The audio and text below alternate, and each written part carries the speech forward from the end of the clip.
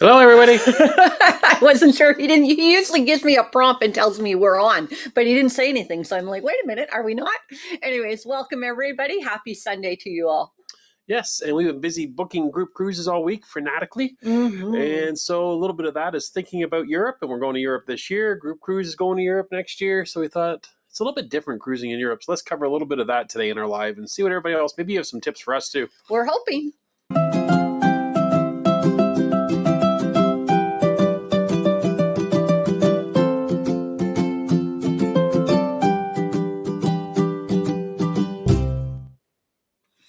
Well, hello and welcome once again. We are Jill and Jerry, the Cruising Canucks. Yeah, welcome to our Sunday Live. It turns into a podcast on Monday mornings and all the usual spots you find podcasts. So if you miss us live, you can catch us in replay.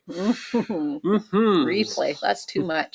So we are back on a crazy weather week for us. We had a little bit of rain this week that, of course, had to get into our basement a little bit. And then we had a little bit of snow. We had a little bit of heat. And lots of cold again. So we're all over the map. Yeah, we've been all over the place. This meteorologist is driving me nuts right now with all the weather going on. It's spring in Canada, that's for sure.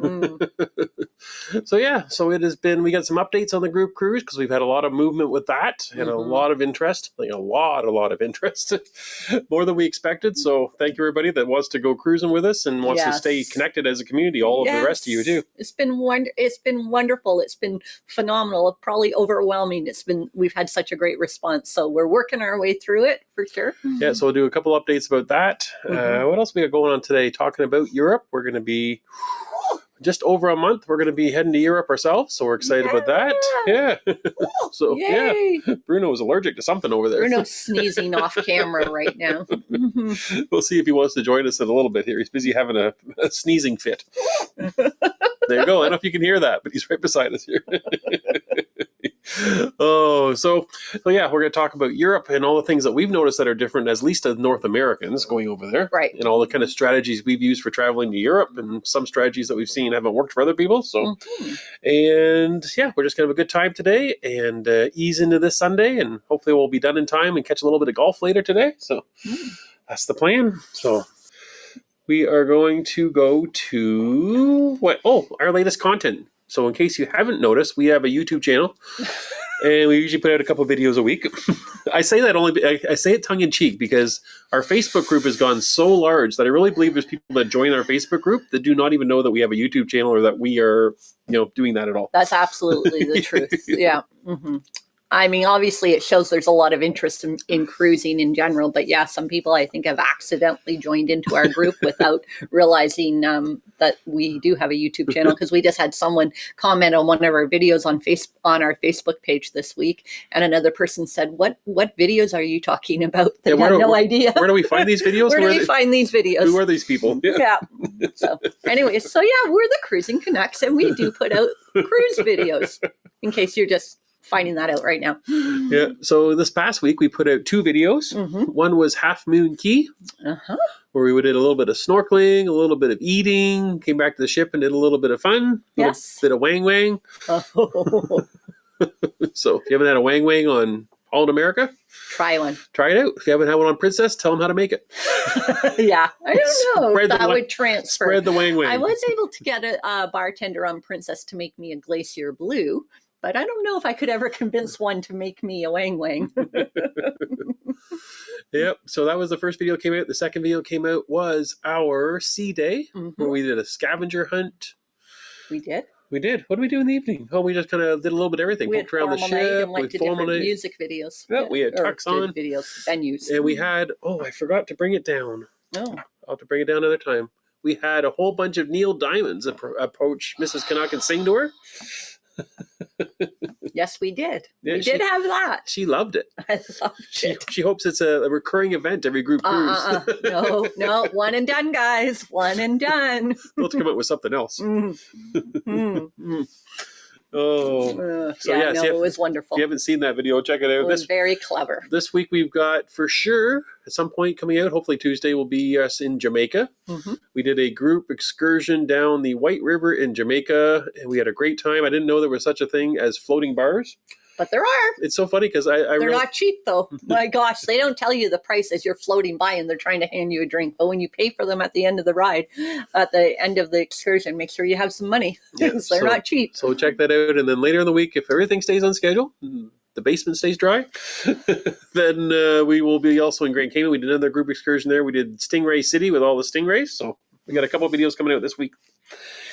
Yeah, and then in case you miss us at the very end when we give this announcement, we'll give it now in the middle, but we are not going to be around for our live next week. We're off seeing family and doing things, so we're going to do the live 2 weeks from now, and that'll be our announcement about some stuff in Norwegian that's going on that we're excited to tell you all about that's coming out really soon. That's right. So that's the end of the live announcement if you don't want to stay to the end. There you go. Is that your housekeeping done?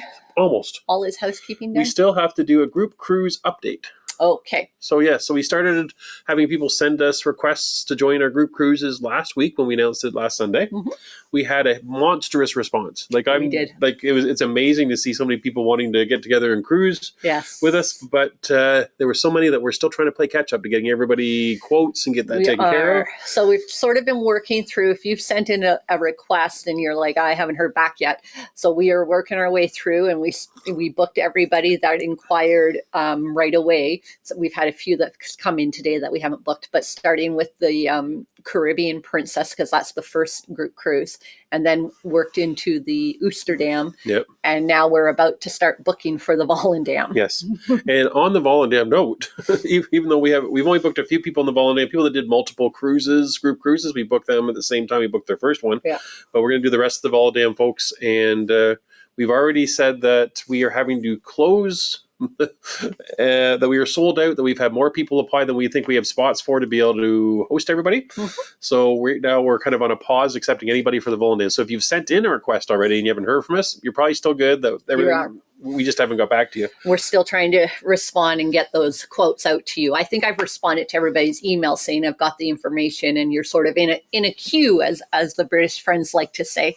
And we're going to try to get those quotes out whenever Jerry is able to do that. And we're recording all the information and getting it all organized. Yeah, within a few days, we had well over 50 people wanting to join us. We were like, whoa, we don't want to get too big because we want to be able to spend time with everybody. Mm-hmm. But I think someone had asked about whether or not we were going to do like a wait list. So we probably will. Once we get it all figured out, we'll see how many people we have. We're hoping we're able to open it up again. And I mean, there'll be some conversations going on between us and Holland America just to see what their space looks like on that ship. But before we commit to taking too large of a group, we wanted to make sure that, we had enough space and availability with the ship and all of that sort of thing. So we've pressed pause for the Volendam right now. Yeah, I think we had so much response that I think if we did this even in a bigger way, we probably could have booked the whole ship.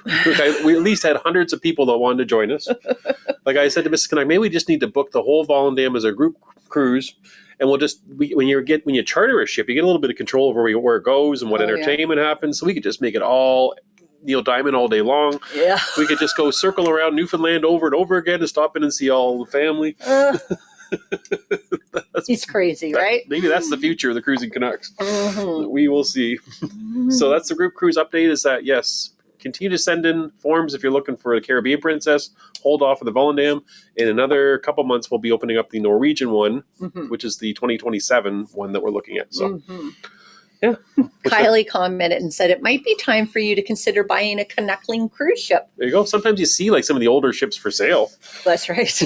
Years ago, was it right around COVID when some of the cruise lines got rid of some of their ships? Jerry saw one for sale somewhere. I don't know how, but he reached out to almost all our family members and said, "Let's go in on this. Who's going to be the captain? Who's going to be the head chef? Who's going to be the cruise director?" He thought maybe we could get a whole group of family and take over an older Carnival cruise ship. Mm-hmm. Yeah. I think the gas bill would be the problem.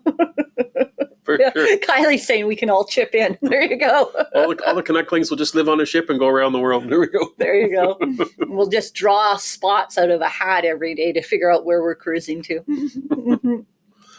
Comment of the week. All right. What was it that we came up with? Me and my manly man. Oh. They had the comment of the week. They did they? They said they've never been on a Holland America ship. Just curious, what is the cost for a cabana for a week? Oh, yes. So that's a very popular question. I've answered it probably around 6 times. They did just recently put up the price not too long ago, and I like to blame Jerry for that because it was kind of a hidden secret before we first vlogged it and put up a video on how to book a cabana with Holland America. Anyways, long-winded answer, but the answer is $3.99 American for a 7-day cruise. So it'll be more if you're on a longer cruise than that, but that's what it is. That's for one of the normal cabanas. They do have family cabanas. There's 2 of those on most ships, and they're a little bit more money still because there's more space. Because you're allowed to have 4 people in them. A regular cabana, you're only allowed to have 2 people in, and it has to be the same 2 people. You're not like sharing with family members and that sort of thing. But and the other thing that we get asked a little bit too is, so you can book those ahead once you have a booking number. But if you want to book by the day, then you can't do that till you get on the ship. Right. So if you want to book a week, you're good ahead of time. Otherwise, you have to wait. So, for instance, when we were on the Koningsdam going to Alaska, we thought, I don't think we're going to use a cabana for that 7-day cruise, but we really thought we would like to have a cabana so that we knew we had a nice viewing area for the day that we were sailing in Glacier Bay. So when we got on the ship, we went right up to the cabana staff and they checked availability and we were able to pay for the day. And I think we paid $80 American for the 1 day. That was a cold day. It was a cold day, but they do lots of, like they had blankets there for you. They brought us hot chocolate. They treat you well. And this week is trivia question of the week for you. Okay. Okay, this one's not a true or false. You have to make it. Might be harder than. You have a chance. I was on 2 weeks in a row being correct. I don't know. This might break me. Okay, you have to rank these cruise destinations by the number of passengers that went there. In 2023 is the latest information I could find. So I've given you 5 different locations around the world, and you have to choose which one is the most popular all the way to the least popular of these 5. Okay. Okay, the 5 are Northern Europe, Alaska, Caribbean, Asia, and the Mediterranean. So you have to go 1 through 5 as far as most popular. I'm going to go Caribbean, Mediterranean, Alaska. My other 2 were Northern Isles. Northern Europe and Asia. So Northern Europe and then Asia. You think so? That's what I'm going with. I'm curious to see if anyone else types in anything different. So let's start with number 1. What's the consensus on what's number 1 of that list? Peggy is saying Caribbean's number 1. You said Caribbean's number 1.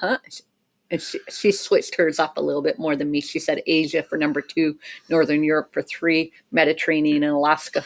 So Kylie's saying Caribbean for number 1 as well? Yeah, I think number 1 is definitely. Oh, Patricia's thinking Alaska. Yeah. Oh, Scott's agreeing with me with Caribbean, but then he thinks Alaska's number 2. Doug's got Mediterranean for number 1. Number 1. Okay, well, let's see what number 1 is first before we go on to number 2. All right, what's number 1? Number 1 is the Caribbean. I was right for there. In 2023, 12.9 million passengers did the Caribbean. So that's number 1. Number 1 is Caribbean. Yep. All right. Well, number 2, what do you think? I'm going to stick with my original thing and say Mediterranean is number 2. Oh, yeah? But a lot of people are saying Alaska number 2. But I think Mediterranean. Alaska. I see Alaska. And let's see. Where's number 2? Let me find the button. There it is. Number 2 is... Bam. It's coming up. The Mediterranean is number 2. I'm 2 for 2 at this point. Yay! 5.5 million. So like less than half the people that go to the Caribbean on a cruise go to the Mediterranean. Wow. And that's Eastern and Western combined. I combined the 2 for the Mediterranean. Yep. Right. Wow. There you go. All right. So again, I'm going to go back to my thing. So Caribbean for number 1, Mediterranean for number 2, Alaska for number 3. Alaska for number 3? Yeah. Let's see. I've got Ruth for Alaska for 2. I'm saying Alaska for number 3. Kate had Mediterranean for 3. Kim had Mediterranean for 3. Sherry. Jill, Ruthie's agreeing with me. Yay, Ruthie. You're saying Alaska for number 3, are you? Yeah, it's got to be. Okay, it's got to be. It's got to be. Number 3 is... I'm not sure anybody said this. Asia. Oh, there goes my run. I was 2 for 3. 2.6 million. So half as many again that went to the Mediterranean went to Asia. Wow. So Peggy was onto that then because she had Asia a lot sooner than I did. I put it at last, so obviously I'm wrong with my other ones. So Alaska's got to be number 4 then. Alaska's number 4, you think? Okay. Let's take a look. A lot of ships in Alaska. Every time we're there. Number 4 is Northern Europe. Oh my goodness. I really don't know. I know nothing apparently. 2.2 million, yes. I think your numbers in Alaska are These skewed. are official numbers. I called all the cruise lines and asked them. I think the thing to consider is Asia is a big area and a big market. A lot of ships that we don't even know about so much in North America. Oh, so it might okay. not just be North American ships. Because that we're used to like the ships we're used to, but there's a Yeah. lot of cruise lines that Yeah. are Asian-owned cruise lines that cruise that area that we're probably not aware of. And so Alaska's number 5. And I think that Northern Europe being up there above Alaska, I think for the same reason, you've got a lot of ships that cruise there that we don't see. That's true. You've got P&O over there. You've got Ambassador over there. You've got the German Sega. one. So this is a lot of Northern Europe that is Yeah. more than just what we're typically used to seeing in the Caribbean. Yeah, that's true. Yeah. Okay. So Alaska's number 5. Number 5. Who would have thought that? Not me. Well, Alaska has a limited season. That's a good point, Sherry. Yeah. Wow. So there you go. Yeah, I wouldn't have thought that. How'd you do? I think you got 40%. Almost a pass. 40%. I was happy I got the first 2 right. Gary wants to know if South Pacific is considered Asia. I'm not sure. I didn't see the details on it. I don't think so because I think Australia and New Zealand area was separate. So I'm not sure where the dividing line is there. Peggy's saying good trivia question. Yeah. There you go. Good one you came up with. It was a hard one. I like. Can we go back to true and false next week? I do better with true and false apparently. You can, but you'll be the only one doing it because we're not doing it live next week. Oh, that's true. Yeah, that'll be us driving home from seeing family. He's just going to randomly ask me a bunch of true and false questions in the car. So Mediterranean.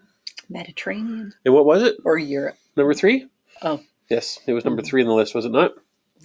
You forgot already.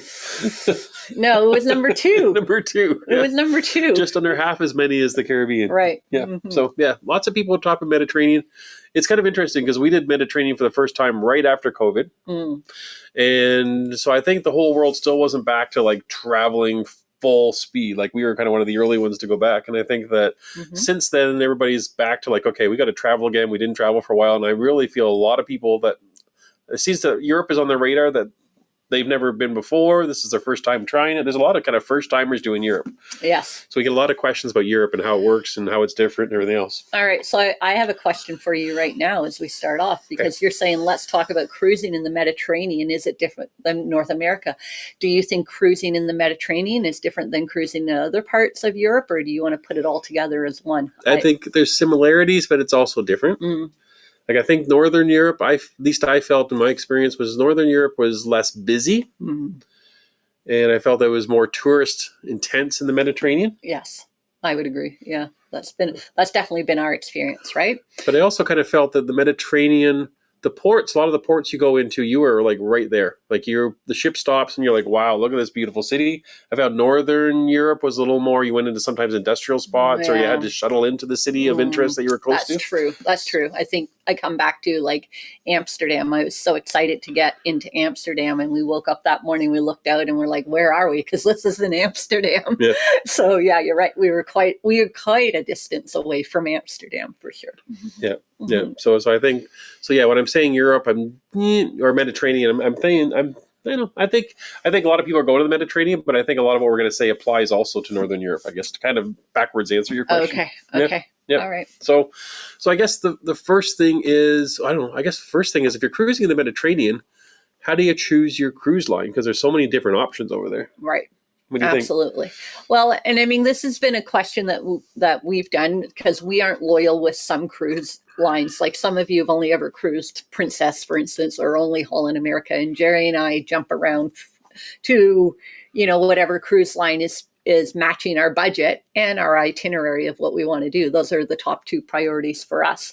But when it comes to picking a ship in Europe, especially, I think for us, the priority comes to the itinerary and not the ship. Would you agree with that? Yeah, I think so for sure. I think that like we've cruised Carnival in Europe and some people scratch their head thinking, why would you do Carnival in Europe? Well, because literally it was a place to go back and sleep and grab a meal and get back off and do Europe the next day somewhere else. And so we price compared because Princess was doing a very similar run and we were able to go on Carnival for a third of the cost. So it was significantly cheaper.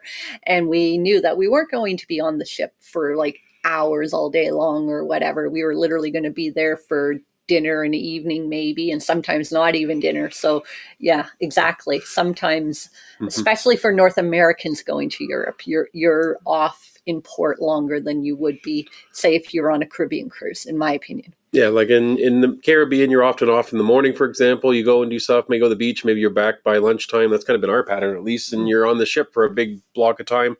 Plus, there seems to be more sea days typically in the Caribbean. Yes. Europe, you can go on a cruise like what we're doing this spring, 12 days, and there's 11 stops. That's right. Like every day pretty well is going to be a port day. Yes. And so really it becomes a floating hotel, like someone mentioned before, that you're, as long as it's got a nice clean place to lay your head down at night, and it's got some food that you can grab when you get back. A lot of times in Europe, we don't eat a lot off the ship in the Caribbean, but I think we eat a lot off in the Caribbean or in Europe. That was what we do. Yes, I think so. We are, if just in case you don't know, part of the reason why we brought up this topic today is that we are heading back to Europe to cruise. We are actually flying into London. We're spending 3 nights in London, 1 night in Southampton before we get on a cruise. And we're doing a 12-day Norwegian cruise that gets off, disembarks in just outside of Rome at that cruise port, which I can never say the name properly, so I'm not going to butcher it right now. Civitavecchia. So we have, like Jerry said, 11 days of ports on a 12-day cruise. And so that got us talking this week about how we approach this differently than when we do if we're doing a 12-day Caribbean cruise. Number one is, yes, so much more port intensive for us, for sure. Yeah. And I guess before we get into the details of how that looks when you're in Europe, getting to Europe is typically a flight, and unless you're lucky enough to like cruise over there in the first place, but you're going on a flight. And you're dealing with going from North America and jet lag and all that's always a question. And, the way we've tackled that is we have always taken red eyes. So we've left North America in the evening and arrived in Europe in the morning. Yes. And so that means if you can do it, you need to find a way to sleep on that plane. Yeah, and some people are better at that than others. Jerry and I are both relatively light sleepers, and so we struggle with sleeping when we're not in our comfortable bed and, sound machine and the whole 9 yards to help us sleep. So we're not great sleepers when we're traveling. But the key to it, for sure, for us, is to get over that jet lag so that you're not missing your days of vacation. Is we do try to sort of just work through. So we're landing in London, and we hope to keep that Sunday jam-packed full throughout the day so that we don't want to fall asleep on our bed and have an afternoon nap and get on the wrong time schedule. Yeah, so the advice I was given long before I went to Europe the first time that has worked every time for us is that when you're doing that red eye, you try to get some sleep on the plane, you arrive in Europe the next morning. Do not get into your hotel as soon as you can and have a nap because you're dead tired because you're all out of whack. Literally fight through it. Stay awake until at least the evening. I remember one night you went to bed like 8 o'clock, 7 o'clock at night. But at least get through dinner time and get into the evening and then try to sleep that whole night to the next morning. And every time we've done that, our clocks have been reset and we've been good for the rest of the trip. So our strategy this time, a little behind the scenes, and I'm just seeing Kylie set up a message. I reached out to Kylie, who lives in London, and I said, let's meet that day. And Jill and Simon are going to hopefully join us that day also. And we're going to meet with people and have a great time and stay up so we don't go to sleep that first night. Yeah, we have traveled. We have traveled with other people who have not used our strategy, that they've arrived in Europe and they've had a nap in the afternoon, and literally we've traveled with them for a couple of weeks and they're so out of whack they can't sleep at night. They're trying to be tired during the day and sleep during the day. So you really need to take that first day to reset your clock, because then that'll make the rest of the trip so much better. Yes. So don't try to go in and fly in and get on a cruise ship right away unless you're willing to miss the first few days getting that jet lag figured out. Yeah. One of the tricks I use when I get on the plane in Toronto to fly across to Europe is I take a couple Benadryl. I don't hardly ever take Benadryl for anything, but I know it makes me sleepy. And so I take it and then it knocks me out for the night, and I can, even if I can get 5 or 6 hours sleep on a 7 or 8 hour flight, then I think I've got enough to get me through the day once you get there. So. Yeah, exactly. So that's strategy number one if you're going to Europe for the first time and you haven't done it before, is try to get that time clock figured out, because jet lag can be crippling if you don't deal with it right away. Yeah, because then you fight it the whole trip. So exactly. So, yeah. And as far as flying over there, not a lot of trips. It can be expensive. It depends if you've got any stopovers along the way. We prefer to go nonstop from Toronto, wherever we're going, because then we can try to get that sleep. Because if you have to stop somewhere and change planes, it really makes it hard to get that sleeping done. Absolutely. So we go nonstop. If we can, we try to book planes where we can get like seats of 2. Yes. Because it's really hard to sleep when you got a stranger right next to you. Yes.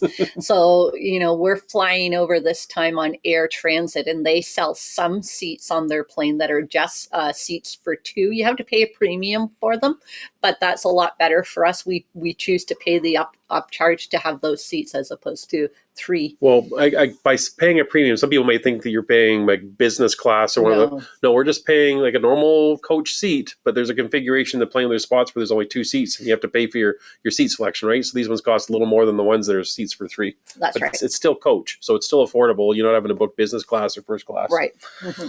Yeah, so that's our strategy, is getting over there and getting there. Yes. And then I guess one thing I try to do, this is going to sound maybe a little bit crazy because maybe some of you don't have the same problems we have with cruising so much and gaining weight. I really try to make sure that I'm in like decent shape before I go to Europe, because it is way different. You're not sitting in cars. You're not getting escorted around with something with wheels on it.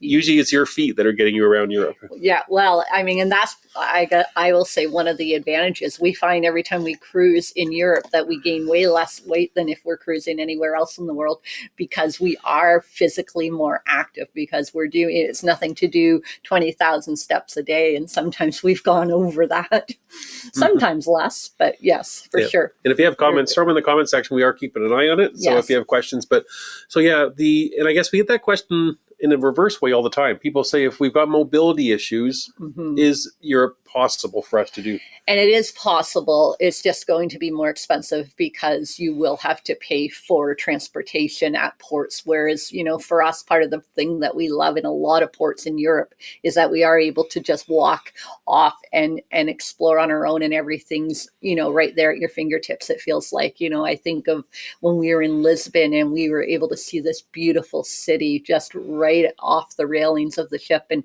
we were able to get up and walk through some of the most historic, beautiful neighborhoods in Lisbon, and did so many steps there. And of course, rewarded ourselves with a stop at a beautiful cafe overlooking the city, stuff like that. Yeah. And I think that the big thing is, when it comes to mobility, you have to pay for an excursion, you have to pay for a taxi, that type of thing. You're doing a lot of walking. When you want to know how much walking, I guess we've usually had watches or something on, and typically like an easy day in Europe, I would say, is 10,000 steps. That's an easy day. A busy day is like 20,000 plus steps. It's kind of, you're going. Like I remember we walked in Rome one day, and we walked, and it was 40-some degrees Celsius or 110 Fahrenheit. And I think it was almost 35,000 steps or something. It was miles that we walked that day. Yeah, we did. Yeah. So I see a comment there saying that's why it's important to consider Europe earlier in your travel career than later, because of health and mobility issues. Yeah, that would be our best advice. Don't hold off doing that bucket list trip to Europe, because you want to be able to be mobile enough to be able to go around and do all the things you want to do. Yeah, and I'm not saying it's impossible, but you're going to be stuck more doing the tourist thing where you're sitting on coaches or you're getting driven by taxis. It's right. It's part of the fun of Europe is that it's all around you. Like you're walking through history, you're walking through these cities. It's not so much about getting to an individual destination. It's about actually experiencing the whole place as you're there. Yeah. Yeah. Absolutely. So one of the things I always find interesting about Europe, and I'm not sure how Europeans will take this, but I always find that they really don't care if there's tourists there. Like the Europeans go about their business, their life. You feel like you become part of the city when you're Europe. You don't feel like, by comparison, you go to the Caribbean, and there's a whole bunch of people waiting to sell you a whole bunch of junk at all the ports and all the different things.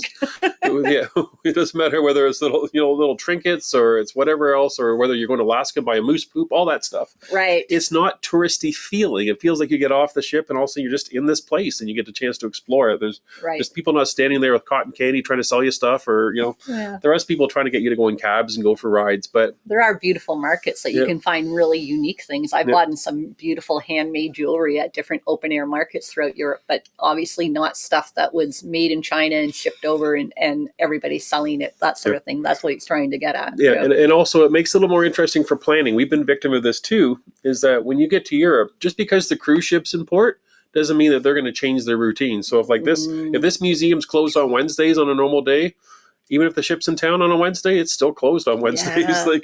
Whereas if we find like North America, Caribbean, and that they cater to when the cruise ships are there, but that doesn't really happen in Europe. You're right. We hiked all the way up to this museum that we had researched and we wanted to do when we were in the Med last year, and we got all the way up 20,000 steps. We walked around there to get there and realized that it was a Monday and they're not open on Mondays. Yeah. so when you do your research to find out where to go in Europe, do your research to make sure those places are open when you get there. Mhm. We've had that happen a couple times now where places we went to, it's like, oh, it's not even open today. So yeah, so that's definitely the case. Like, can I just put in a few questions Sure. here? So Sherry has a really good question. It says, Jill and Jerry, do you buy an eSIM card when you go to Europe? Yes, we do. So we buy an eSIM, and we usually order it ahead of the time before we go on, a place like Amazon. And then what we do is pretty well, usually in the plane or right around that time when we're like waiting to land or whatever, then we switch out and start get the eSIM working. Now, the only thing to be aware of is we made the mistake that you have to do a couple of the processes to activate it before you go there. Yes. Don't wait until like the day before to do. Just make sure you follow the instructions, because we ended up having to wait like a day or two for it to start working. Yeah. But we do use an eSIM. We usually just go on and find. There's a lot of different companies that offer them. Yes. Usually in Europe, what you'll find more so than like phone plans, you'll find data plans where you can buy like gigs and gigs of data. In fact, we've bought so much data. We've done lives with it. We've done all kinds of things like that, and we've never ran out of data. So there's tons of data available. And the nice thing is you can buy one that works pretty well everywhere. Like, I know it's a bit of a change now with Great Britain and the European Union being separate again, but generally you can buy a SIM that'll work in almost all the countries in Europe when you're there. That's right. Yeah, it's worked well for us. So another question that came in is, do you exchange currency before you go? Well, that's a very good question. Yes. And that's one that actually we have to have that debate right now before we do the next one. So yes, we do. And so when you're cruising, and in our experiences, there's been times where I've been traveling with 3 or 4 different currencies. I usually don't take a huge amount, because we use our credit card as much as possible, and your credit card is accepted everywhere in Europe. We've never been told we couldn't use our credit card anywhere that we've tried to use it. But yes, so for instance, flying into London, we're going to need pounds with us for our stay there, but we're also going to need euros throughout the cruise. So we'll be having that.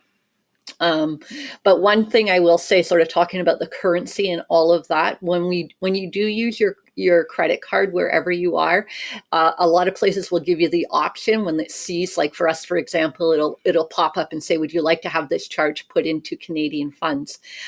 We have found, and check this out with your credit card company, but generally, if you have a good, especially a travel credit card, they have less fees for exchanging. So don't have them switch it into whatever your currency is at home. Just have them charge you in whatever currency. So if you're in London, have them charge you in pounds, and then you'll save some money in the exchange with your credit card than if you do it right there. And that could change depending on your credit card and everything else. There's a lot of variables there. That's not a set rule. I wouldn't say to do that, because it might not work out in your favor. Okay. But yeah. But and the other thing with currency too is we also get the question all the time, what currency is being used on the cruise ships over there? Ooh. And so on the cruise ships, when you're charging your shipboard account, if it's an American cruise line, like based out of the US is what I'm saying. Like a Princess or Hull in America. It's going to be charged in US dollars on your account is what it's going to be. And it gets really confusing when you try to figure out how to, say, tip extra to the crew. Because the crew pretty well has taken their money that you're getting in tips, and they may go ashore and use that. And so what we try to do is we try to tip the crew in the currency that the ship is predominantly cruising in. So if it's a ship that's going around the Great Britain Islands all the time, then the British Isles, we'll give them pounds, for example. Or if we're in Europe cruising around the Mediterranean, we'll give them euros, for example. We come back to Canada. Have we given Canadian before? I haven't, because generally, we've taken cruises out of Vancouver, but most of the time is the American. And I know the American dollar is stronger, so it just seems better for us, to tip them in that. But I've yet to do it, although we will be doing for the Volendam. It will be a cruise that is just in Canada. So this might be when we do our group cruise on the Volendam, I might be tipping in Canadian dollars for the first time. Yep. And the big thing is just try to plan out enough to take the currency you need. It gets really complicated trying getting cash from bank machines and all that, so forth. That we try to plan for enough cash and then credit cards for the rest. Right. So you have to kind of navigate those waters for sure. And as far as where we buy our currency, we don't have any real tricks to that. Some people say buy it at the airport or buy it at a local spot. We pretty well we get a hold of our bank and we say we need this much of this currency, and our bank orders it in. That's right. That's our Canadian approach to it all. Yeah. And any more questions did you see there? No, I'm looking if you want to keep going. No, I think we're good. You think you're good? So as far as what to do in the ports. This is a really interesting one because we rarely book an excursion in Europe. Mm-hmm. We really do, since we don't have to worry about the mobility issues at our age, that we typically get off and we do a little bit of research. We start wandering around. Where we find really helpful is on the ships. When you're going around Europe, a lot of the cruise lines will have port talks before you get there. Mm-hmm. I would strongly advise to attend the port talks because you're going to learn a lot of little tips and tricks. And I remember when we did it with Princess, they had a gentleman on there that was fantastic. Like, he wasn't there to sell you excursions. He was there to really tell you how to explore the city on your own. Yeah, he was wonderful. That I wish I knew his name, but he's worked with Princess for years and years, and this is what he does. Now, in saying that, we did go to a few port talks when we were with Carnival, and it was just sort of a sales pitch to try to get us to book excursions with them. So it really didn't give us information to do it on your own. Whereas when we were with Princess, they were saying there's a local bus. This is the number that the local bus has, and it's going to cost you this many euros, and it'll take you to A, B, and C, like information that you can really use the next day. Yep. And I just want to touch before I forget, but there was some comments about what type of credit cards and stuff coming in there. And we do travel with a Visa and an American Express. So some places don't take American Express. That's true. Most places do take a Visa. Yes. So that's kind of how we navigate those waters. That's right. But yeah, and the other option, if you're getting into a port and want to do a bit of research, there's been times we've gone with we have the internet package on the ship. We're going to bed that night. And, we have an hour to read or something. I'll bring up my phone. Something like, just go to a website like What's in Port. If you go and Google something like that, sometimes it'll even come with a little bit of a map and show you where your ship's going to be coming in. You got to get your bearings before you go on. But a lot of places that you go to, you'll be able to find someone that's got a map, or there might be a little tourist area available that you can go in and you can check the little local tourist area. They can give you a map for free. They even can help you if there's something specific you're looking for. Yeah, I would think that that's a really good tip. Some of the best advice we've gotten when traveling in Europe is getting off and getting into the cruise terminal or just outside of it, wherever you're docked. And there's usually a really good information center there for that community. And usually they're very knowledgeable and give you tips and suggestions, and even sometimes restaurant recommendations and all kinds of things, depending on what you're looking for. Yeah. And another question we always get from people, if you take the approach of getting off and just wandering around and doing exploring on your own, a lot of people want to know how safe it is. Okay. So there's always the concern about crime and how does that look in Europe. I think it only count once in all the times I've been to Europe so far that I ever was in a moment where I thought this might not be a safe part of town. You don't think there's ever been? No, I said there was only one time. I said one time. Okay, I think we're talking about the one time. We're both thinking about the same one time. We were following an app on our phone. And so if you have an eSIM and your phone has internet, then you can bring up something like a Google Maps or some mapping software that'll help you navigate around the city and actually give you which way to turn. Which is what we generally do. And we tried doing that with one of our apps, but unfortunately in Europe there's a lot of skinny streets and tall buildings, and we couldn't get an internet signal. We lost our signal. We lost our signal. We didn't know where we were. We were kind of in a little bit of we literally said, okay, there's the brightest distance, or the brightest spot in the distance, and looked like there's tourists way up there. Let's go that way, because usually where there's tourists, it's fairly safe, is what we right, generally. Yeah. So if in doubt, follow the other tourists, and you're going to be in an area that's not too bad. But as far as things like pickpocketing, definitely is a problem in Europe. Beware of it, for sure. You don't want to wear purses or backpacks in a way that things are not just behind you, that people can walk up behind you or bump into you. Yeah, everybody always laughs that I carry all of Jerry's documentation and stuff like that when we travel, but part of that is a security reason, because I usually have a cross-shoulder bag on, something like that, where we have our credit cards and cash and identification, so that it's not just in Jerry's shorts pocket or jeans pocket or whatever that could get pickpocketed easier. So yeah, be aware of that, because that unfortunately is a fact, and tourists sometimes are targeted for that in different areas. And we find that we're a little bit, we get a few eyes on us, especially when they see us walking around with vlogging cameras and a backpack. They figured out if Jerry's filming and I'm carrying a backpack, this backpack might have electrical equipment that they would want, filming stuff and things like that. And so if you're two of you and one of you is wearing a backpack, then the person with the backpack, they walk in the lead. So the person behind can be behind there, make sure that they're not the one with someone following you. So that's the reason why so many of you have seen seen my backpack and asked me about it. And that's because generally we like the idea that if I'm carrying the backpack, Jerry's behind me, he can see if the backpack is up against somebody, we're trying to go somewhere or whatever. And there's been a few times where he'll be like, Jill, move your backpack around to the front of you or whatever. Mm-hmm. Yeah, we do we little things like that don't really affect your trip, but they just kind of keep you safe. I think the other thing I would suggest, we haven't had a lot of this, but I know it's one of those things I hear from other people, is anybody that seems to be unusually helpful or wanting to be involved with what you're doing when you're doing those touristy things, then be very skeptical, because it could be kind of a ruse or even a little bit of a distraction to try to get something from you when you're not looking. So yeah, so here's an example. We were in Rome and we were trying to get train tickets to get to the cruise port. And there was an outdoor sort of kiosk area, but there was also a place where you can line up and deal with an actual staff. Anyways, there was a gentleman at the outdoor kiosk. I was trying to pretend to help people with these kiosks, but what he was doing was something that was charging them around 3 times the cost of the train fare.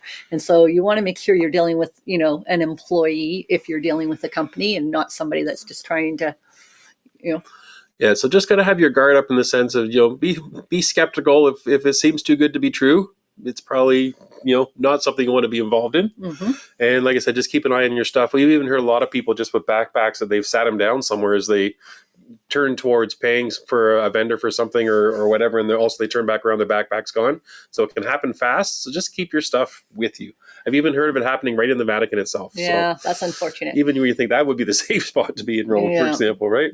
And just try not to carry everything off the ship, so when we leave for the day, we don't take all the cash that we have with us. It's kept on the ship in the safe, and we just carry off what cash we think we'll need for that day. Yeah. So that you don't, if the worst thing did happen, then you don't have everything gone. Another good tip is to have a picture or a photocopy of your passport and travel documentations that you leave in your safe, mm-hmm. in case something, Mm-hmm. Yeah, for sure. So as far as etiquette in Europe, mm-hmm. it's very interesting. One thing that we have found that we had to figure out ourselves, because I never realized it was so different, is the whole tipping culture that you see in North America is way different in Europe. Mm-hmm. That it almost becomes awkward, that there's no tip expected, and they're kind of, you kind of get this funny look. You'll get a machine, and in North America it'll say, there's your bill and how much of a tip do you want to add, and you have a button to push or a percentage you put in. Yeah, it won't pop up like that in Europe. You're like, oh, how do I put a tip in here? Well, it's because that's not the culture over there. It isn't all about tipping all the time. Mm-hmm. So yeah, but again, you need to do your research, because it is in certain areas, but not others. So I mean, some of our people that are watching right now that live in Europe, let us know what your opinion is on that, because we're still trying to navigate that sort of thing. We tip at certain places, and people are like, no, you don't tip here. And then some other places where people are like, yeah, it's okay to tip here. So yeah. Kylie's saying we don't tip in Europe. It's not the norm. Thank you, Kylie, for sharing that. Yeah, I mean, so we've had certain times where service has been so well that I've tipped, and they're like, oh, no, we won't accept that. And I said, no, I want you to accept this, because what you did was phenomenal for us. And one in particular was when we were trying to get a taxi to take us to the cruise port in Dover, and there were no taxis. And we finally found someone that would take us, and he charged us a very small amount and to get us there. And I thought, I don't even think that he charged enough to pay for his time or gas. And so we gave him double what he had asked for. And he's like, oh, I can't take this. And I said, yes, you can, because you just saved us 2 hours of horribleness if we had to trek with all of our suitcases along all the walkways to get there. So, but I guess, again, that's our North American culture. We're used to that more. Yeah. And as far as, how do you choose, say, places to stop something to eat? How you know what places are reputable? And I think that's what I love about Europe, is it's all so authentic. It's all so real. Mm-hmm. You're not having to buy the tourist version of the food versus the real version. I really feel like there's so much more authentic places. You can stop at pretty well any cafe in France and get a wonderful experience, or you can do the same thing whether you're in Italy or you're in Greece. That it's all, it's very interesting, because it doesn't feel like they're waiting for the tourists to show up to overcharge them. Remember, we went to in Spain. We decided we were going to stop and get a nice cool drink there when we were in La Corona. La Corona. Yeah.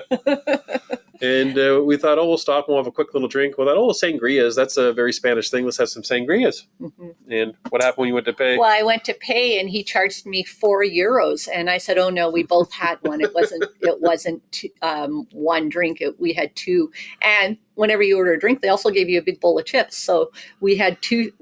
both had a sangria, so the bill should have been for 2 sangrias. And he goes, yeah, that was it. That's all it was. And so we immediately went back to the cruise ship with our friends. Found our friends that we were traveling with and said, come on, we found the place to go. We're going to go have some more sangrias. Yeah. So I don't feel that, like, if you're right in the core of the touristy spots, Vatican, like, right at It gets expensive at certain spots. Yeah, you're right at the hub of like where you're going to probably pay those more tourist dollars, but you just get a little bit off the beaten track and wander around all these beautiful cities, and it's not like that at all. We always feel like we're getting fantastic value for our money, and we usually our approach is we got food paid for on the ship. We're not going to buy food if we're at port. Right. In Europe, it feels different because we feel like we're paying a very reasonable price for something that's very authentic and very real to that culture. Yeah. Well, I mean, we kind of joke with each other that we've eaten our way across Europe because the food is different, the drinks are different, and it just adds to the experience. It's one of your senses, right? So not only are you seeing and taking in the culture, you're also tasting the culture, which is kind of part of the things that we love about traveling. And the other thing that we talked a little bit about earlier when we started off was people were talking about doing transatlantics. Here's my debate, or my view of my theory. Is I think I would prefer, we haven't done a transatlantic, so this is all just in my head. Right. But I think I would rather cruise back to North America but fly to Europe. And the reason being is your flights are usually, I don't know, at least a couple hours longer coming back from Europe to North America than going the other direction, just because of the wind patterns, and it's faster to get up in the jet stream and fly to Europe. So I'd rather do the shorter flight to Europe than avoid the longer flight home by hopping on a cruise ship. So for me, it feels like doing those fall cruises that come back from Europe. That's kind of, I think if I do a transatlantic, that's how I want to do it. There you go. So you're just answering one of the questions. Oh, really? Yeah. Someone just basically asked you that. What's your opinion on transatlantic cruises? Better to cruise to Europe or cruise home from Europe? Yeah, my feeling is cruise home. And especially when you're starting a vacation, everything seems so much easier and more exciting and easier to tolerate. You might have a flight that's like, oh, this is a long flight, but you're excited to get there. So you can kind of put up with a little more. When you're coming home, you're just like, okay, I just want to get to my own bed. I want this to be done with. I'm finished my traveling. So why not do it on a cruise and relax your way back to North America? Sherry has a good little tip here. She says, use earphones with your Google Maps instead of watching your phone or a physical map the whole time when you're going to a specific place, so you don't stand out as a tourist so much. I like the idea of having your little earbuds in and doing that instead of staring down and looking around everywhere. Yeah, that's sure. A good little tip. Yeah. Yeah. Don't wear expensive jewelry when you're out. I'm seeing as one of the tips. That is a good one. Yeah, Jill, that's a very good one. Yeah, exactly. Wear little costume ones like I have on today, and then it'll be fine. And one thing we should talk about. This is a big one for me. Okay. It really changes how I eat or drink almost when I'm in Europe. In North America, we're used to pretty well every city you go and every corner block you go to, there's going to be somewhere that you can stop in and you can go to a washroom, to a public washroom. This is a big issue in Europe, like a big issue in Europe. They're hard to find, public washrooms, and generally if you do find them, you have to pay for them. So make sure you have like $1 euros with you. That's a big tip. Yeah, you definitely, or you have to go into a place and buy something to use the washroom. Remember one time, I think we were in Ireland, I couldn't find anywhere to go, and I finally had to go to a Starbucks, and I basically said, "What's the cheapest thing you sell? Because I need to go to that washroom." So he wanted me to have a coffee, but we had just left the ship, and I already had a coffee. I'm like, I can't have another coffee. But anyways, just go get a bottle of water so you can use the bathroom. And so it might sound strange, especially when you talk about all the walking you do, but I feel like I deliberately kind of dehydrate myself a little bit, so I'm not having to run to the washroom. I'm not having 2 or 3 cups of tea or whatever water on the ship before I leave that morning.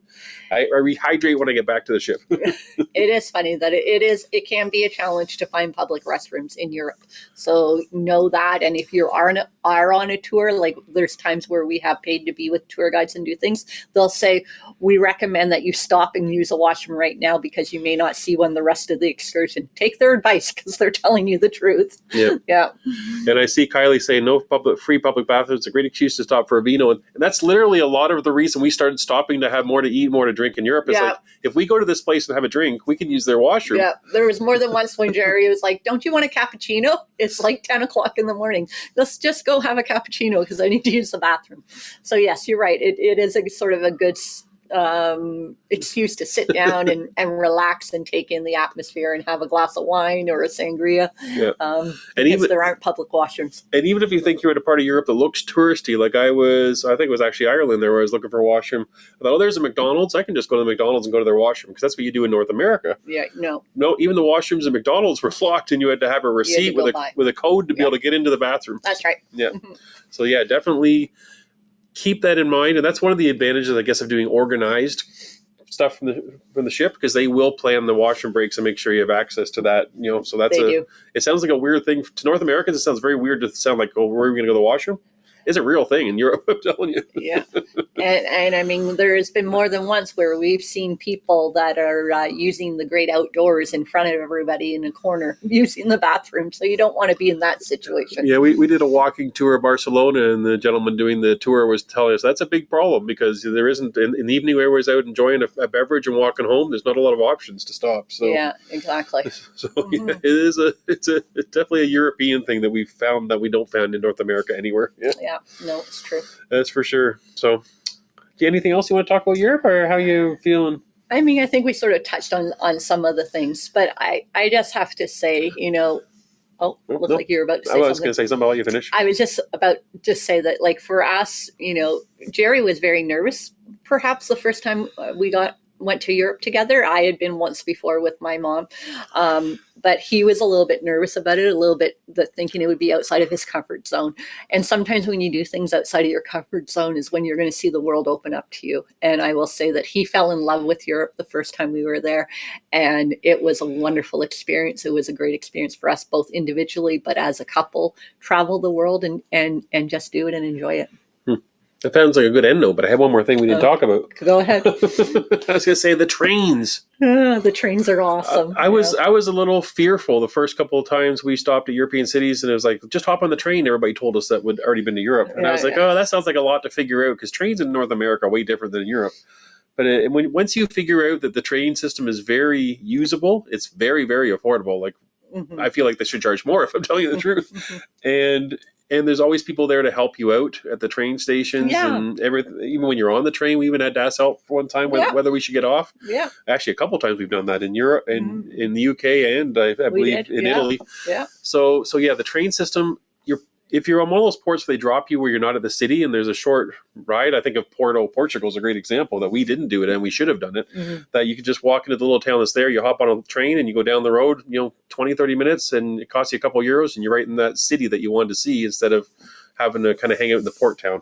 That's right. So yeah, the train system is very usable, and I would recommend it. I know it's going to be a fearful thing to start doing, but once you do it a couple of times, you'll be like, this is amazing. So same with the underground and the tube there in London. It's crazy, but once you figure it out, it's really useful. Get that Oyster card if you're going to London, everybody. Yeah. So yeah, I think we could talk about Europe forever with strategies we've got, but hopefully that gives you a big idea. Right. And we will be filming our upcoming visit all in London and in through to the Mediterranean. So please make sure you follow that series when it comes out. But thanks everybody for joining us today. Please remember to hit the like button. It helps us out a lot. Please subscribe if you haven't already done so. You'll get the notifications whenever we drop a new video out, a vlog. And have a great week, everyone. Yes, thank you. Remember, we're not back next week. We are away traveling, seeing family next week. But for 2 weeks from now, we're going to come back. We're going to give you our big announcement for our special surprise on Norwegian that we're doing. Yes. Okay, so have a good week, everybody, or a good 2 weeks. Yes. And we'll talk to you then. Bye. Bye, everyone.